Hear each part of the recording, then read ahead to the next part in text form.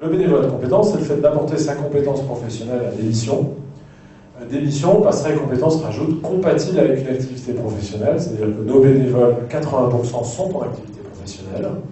Et nous, on leur garantit que les missions qu'on leur propose ne vont pas leur rajouter un stress de plus par rapport à leur patron et par rapport à leur famille, si vous avez une vie familiale et des enfants, si vous avez des ados, vous savez ce que c'est que le retour à la maison.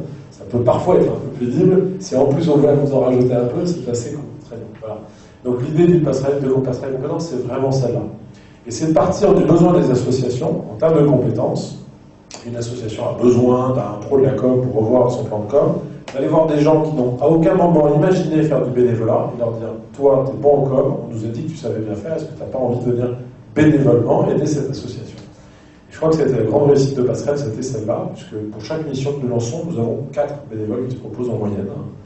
L'année dernière, c'est simple, on a fait 200 missions, on a eu 800 inscriptions, il y en a 200 qui ont pu faire une mission et 600 qui attendent qu'une occasion, c'est de pouvoir en faire. Donc le besoin des associations, à partir du moment où on garantit à la personne que c'est tout à fait compatible avec son activité professionnelle et sa vie personnelle, et en fait, il s'engage. Qu'est-ce que ça veut dire compatible? Ça veut dire que ce sont des missions principalement ponctuelles, et je reviendrai un peu dessus parce que ça fait partie de l'engagement et de la fidélisation, respecter cet engagement de ponctualité.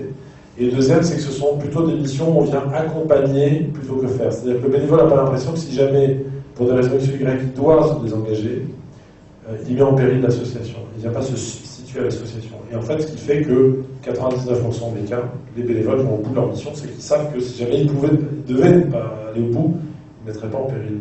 Le négatif amène le positif. Ça, c'est un point essentiel. Donc voilà ce que c'est que Passerelle. Aujourd'hui, on est présent dans 8 antennes régionales, donc sur 8 villes en France. On a un stand, donc si vous voulez plus de renseignements, n'hésitez surtout pas.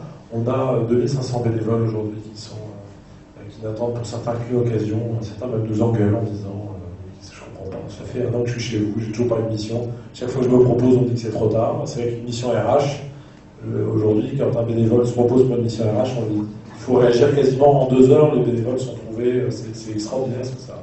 Voilà. Sur des missions informatiques, on a toujours un peu plus de mal. Voilà. Et c'est une équipe surtout de 140 bénévoles qui s'occupent de développer Passerelle Compétences. Il y a 3 salariés, il y a 140 bénévoles qui développent Passerelle Compétences.